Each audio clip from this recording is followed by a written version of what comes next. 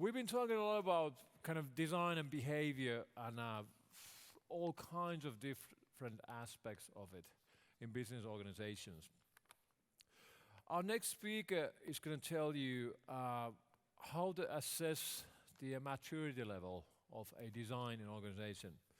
He's a co-founder and joint CEO of a design company called Artefact in the US. So please welcome Rob Gerling.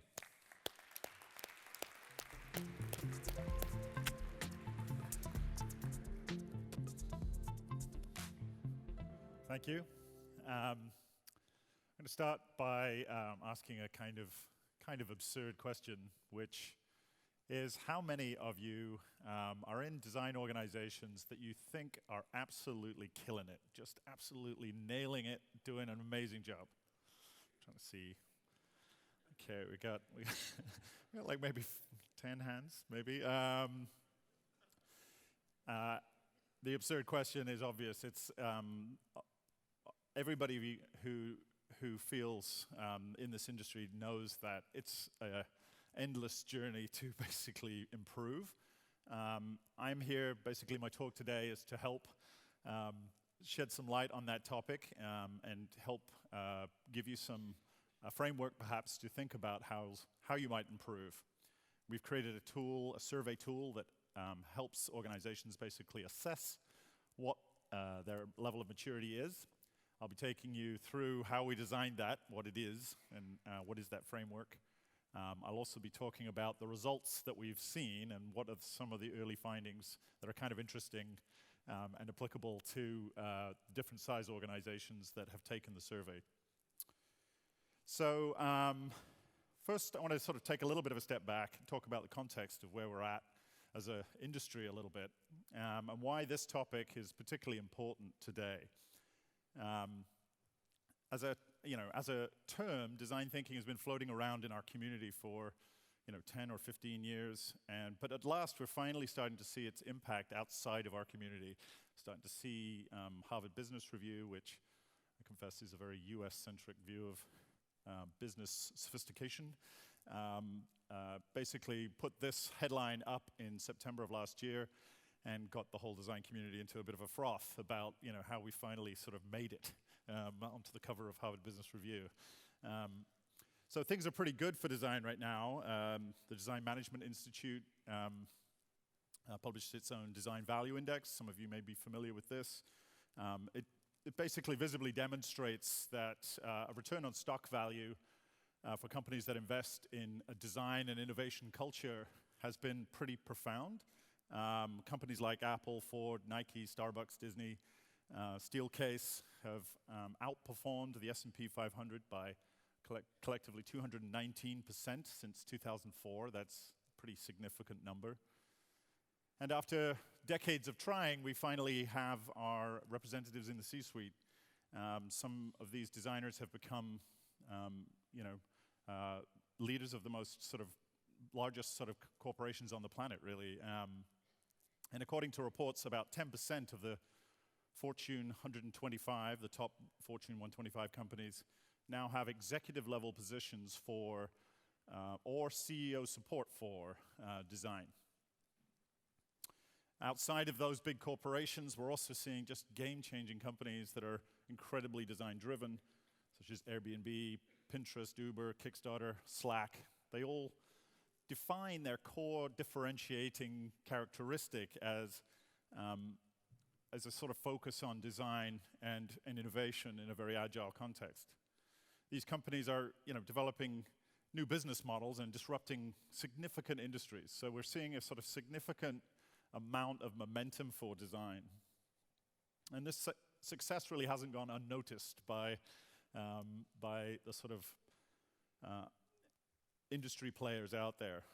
There's a strong need now for the in-house competence for design thinkers and design crafters to be part of organizations. And we've seen a lot of notable acquisitions, 13 in fact in the last few years. Luna, Fjord, Adaptive Path, people who are here at this conference and have been a traditional part of this whole community. These corporations been acquiring this in-house capability because they see it as a sort of strategic competency.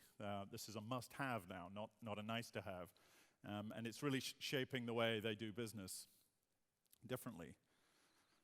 But with more exposure comes more scrutiny. And just like our marketing and engineering and customer support and other disciplines, which have all gone through this similar kind of rise to be in the limelight in the last, few decades, we've needed to figure out better ways to measure and describe our impact. So everybody's familiar with the sort of key dashboards that are driving all our KPIs and metrics. And that capability measurement is all well and good. But really what we're trying to establish is a larger context for that conversation. So not just how are our products and services performing from a kind of key indication point of view, but how is our organization functioning from a maturity point of view? How good are we at executing as a discipline? So capability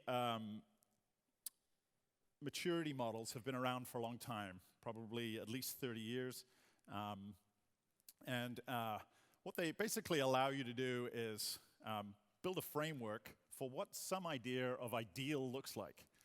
So that's a kind of an important kind of concept here. A capability, if you type in design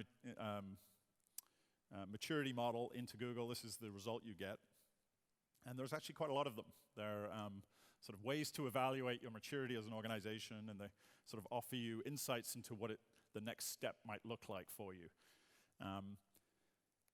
So, that's all good. We've seen this technique used by engineering, and one of the interesting things about the engineering capabilities maturity model is how long-lasting it has been as a kind of tool. Even though development as a engineering discipline, software development has changed dramatically in terms of core processes, techniques, builds, tools. The core idea of a good capability maturity model is that it's somewhat abstract from sort of moment-to-moment changes in best practices. So as far as, there being a lot of these kinds of models, I'm not aware of any actual sort of evaluative techniques to really understand where you fall in on this scale, other than just sort of self-reflection and kind of, well, that sounds a bit like us. So what we wanted to do was create a tool that helped in that regard. So we've created a simple free survey. We call it the Design Maturity Survey. It's free. Helps organizations just simply evaluate their maturity. There's two parts. The survey itself, a series of questions across 5 dimensions of maturity, and then a capability maturity model, which helps you understand and calibrate where you are exactly and what the next step looks like. Now, I'll get into the results of what we've discovered having this out in the live on our site. But first I wanted to explain our particular design approach to this model. So why 5 dimensions and so forth. Now, non sequitur. Now, not to trivialize the cultural significance of some of the world's greatest paintings, but if you've ever done a talk where you actually had to talk about the results of a survey or survey design, it's incredibly dry visually. So I've co-opted some of the world's great masterpieces to help beef up my presentation, so please forgive me. The first of the 5 dimensions that underpin the maturity model we've created is empathy, or perhaps in this case, the lack thereof. As we all know, great design is most commonly a process of identifying unique insights rooted in empathic understanding of what our customers want and need. So in the survey, we basically ask questions that are all about the use of qualitative and quantitative data techniques, the use of generative, secondary, and evaluative research during the design process, and we explore how an organization's focus should be on outcomes for their customers, and how the organization responds to criticism from its customers. So how are all those processes working in an organization? For reference sake, you might consider a company like Amazon, as a particularly good model for thinking about a balance of these kinds of techniques. Perhaps they are a high maturity organization in this particular dimension. The second of the 5 dimensions that the survey probes is mastery. And this is obviously the one that we probably understand is the most familiar to us as a group of designers.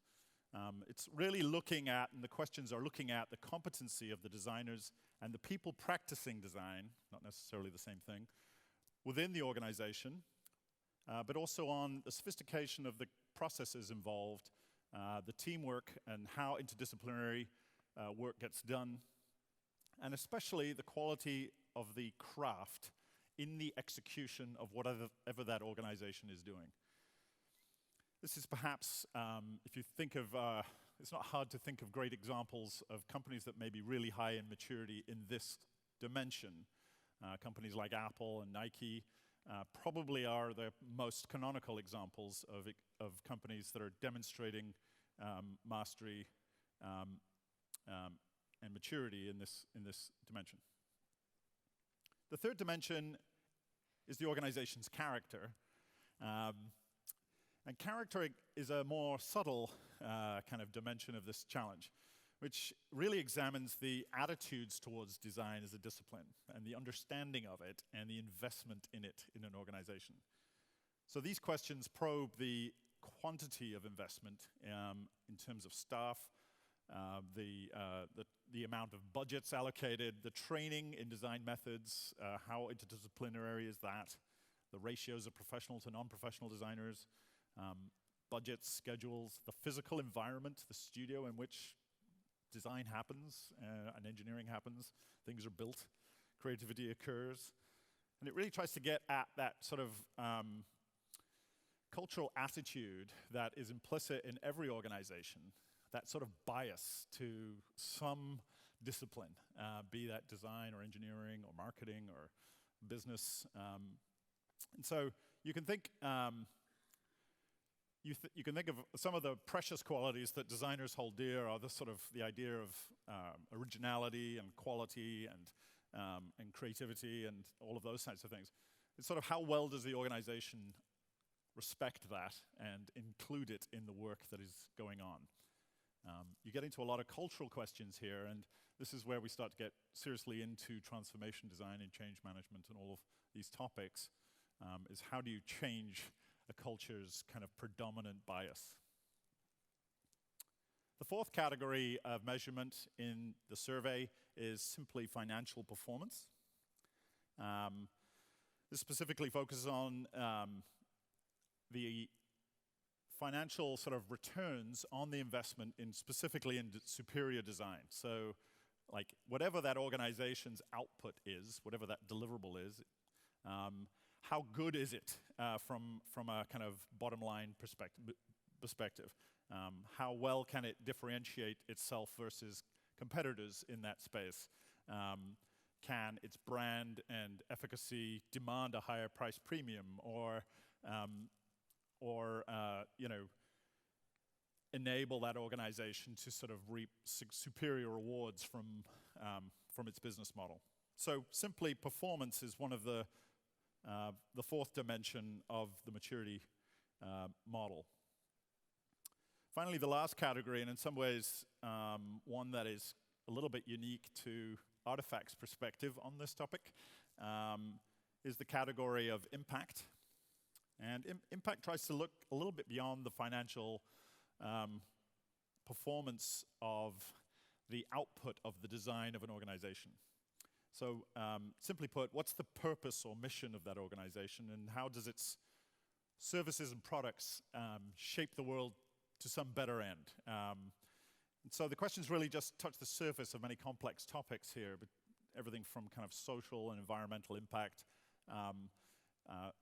and trying to remind designers who are all incredibly conscientious and thoughtful about the outcomes of their work in terms of societal change. What are those things that we're keeping in the foreground of our work when we're doing really great work? So So that's basically the sort of 5 dimensions. You could think of like companies like Tom's, Warby Parker, Whole Foods, other organizations that would basically, Duolingo is another one, that could be very mature in this category. So you can sort of see that their mission and purpose are very connected to their outputs in the world. So that's what we've created, this sort of 5 dimensions of the Design Maturity Survey. It's this tool, this is what it looks like. And basically, when you take the survey, you answer a series of questions in each of these categories, and then reflect on basically how you scored in each dimension. So each basic category basically has a score at the end, and you basically get an overall kind of average and some sense of where you stand and where your weaknesses are in any particular dimension. Pretty straightforward stuff. You also get kind of an indication of what might be going on in your organization in terms of activities. What does it look like to be at this level of maturity across the different dimensions? So we've attempted to sort of help you calibrate a little bit against the sort of flawed process, which is basically just self-evaluation, just sort of going, well, I think we're pretty good at that, I think we're pretty good at that, I don't think we're very good at this, and so on and so forth. So I want to take you through some of the results from the survey. At the very top line, since launching this in 2015, over 300 organizations have taken the survey across 36 different industries. Those organizations ranged in size from 20 to 25,000. 5 different seniority levels were recorded in the survey tool itself, from individual contributor through to executive, and supervisor, manager, and director in the middle of that. We've conducted several in-depth workshops with organizations, larger organizations who've taken the survey, to try and help them understand the results, and that's been super interesting, and I'll talk about that a little bit more in a minute.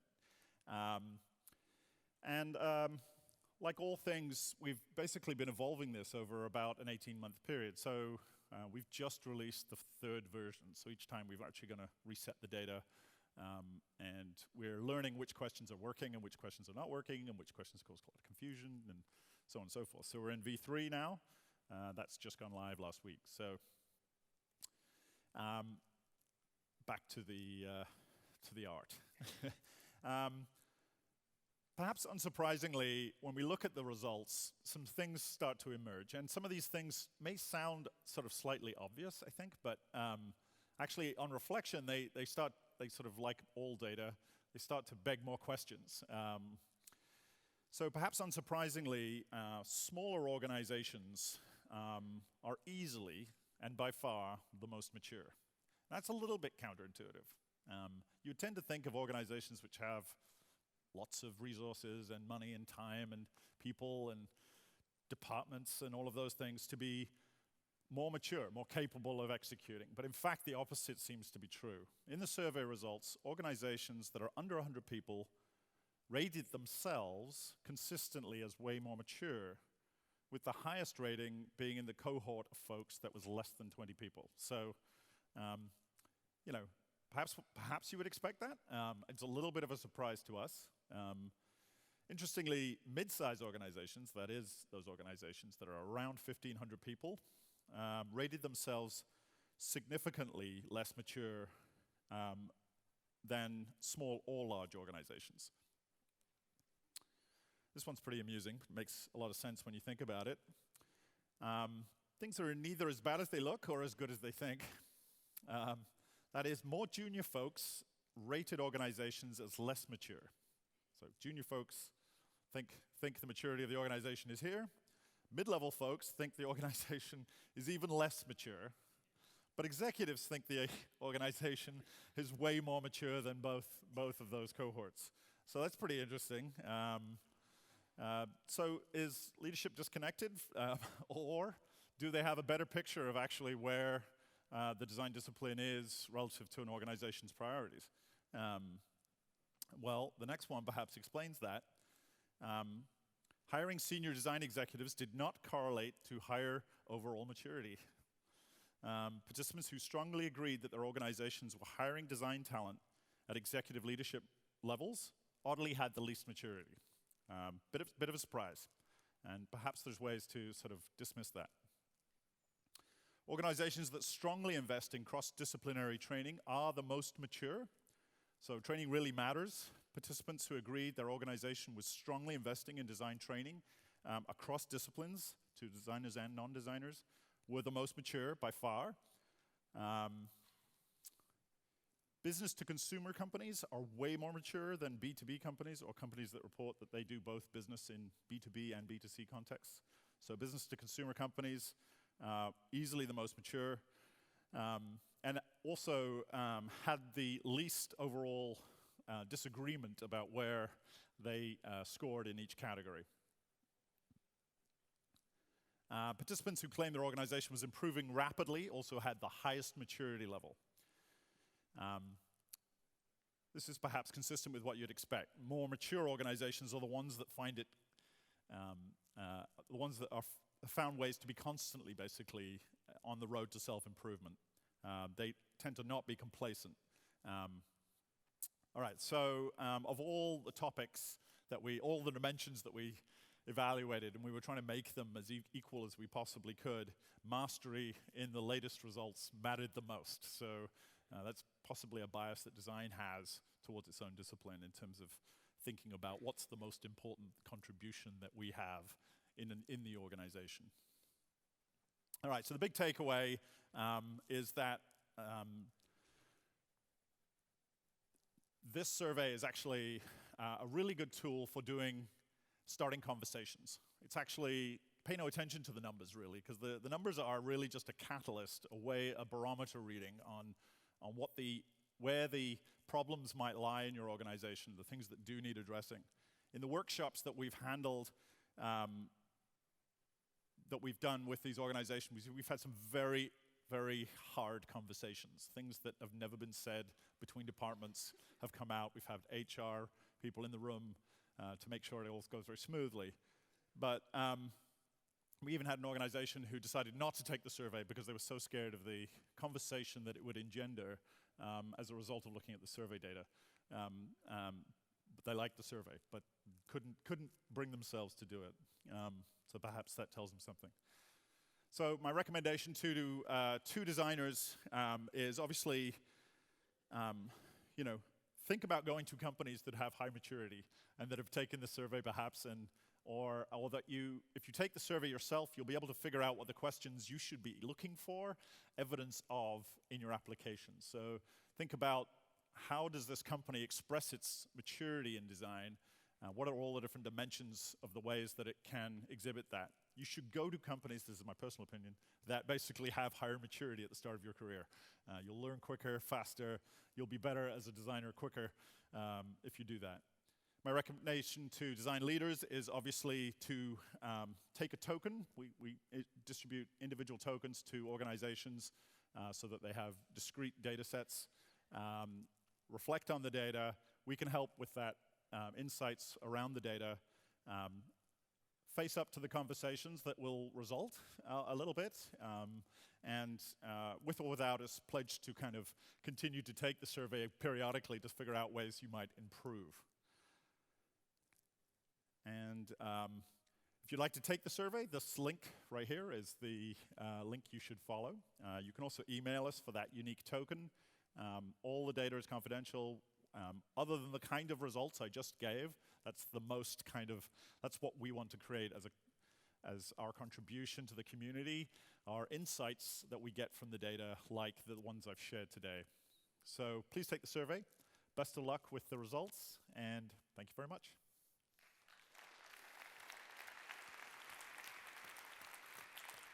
Thank you. Great talk. I guess we won't be doing a Q&A. But, hello. I was out of here. I wore this sweater, it's too hot.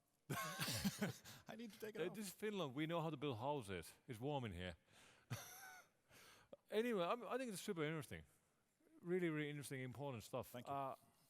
there's a couple of really interesting things that I picked up. So first, the usual kind of hiring senior talent to leadership doesn't necessarily increase the maturity. Yeah. And then the design of self-confidence, self-awareness. So doesn't matter if you're a freelancer or work in a huge corporation, but you're as good as your last piece of work, basically, collectively. So my question is like, what you talked about a lot, like large companies and corporations. So what's the smallest number?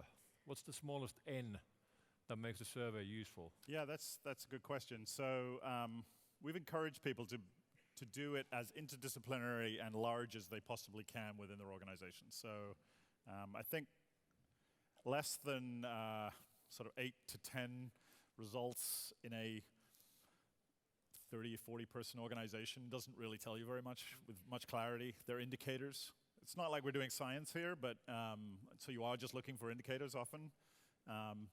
But just having, and we also encourage people to do it across discipline and across seniority levels, so and tenure in an organization. So you get people who are new and senior, as well as people who are kind of junior and have been there a long time.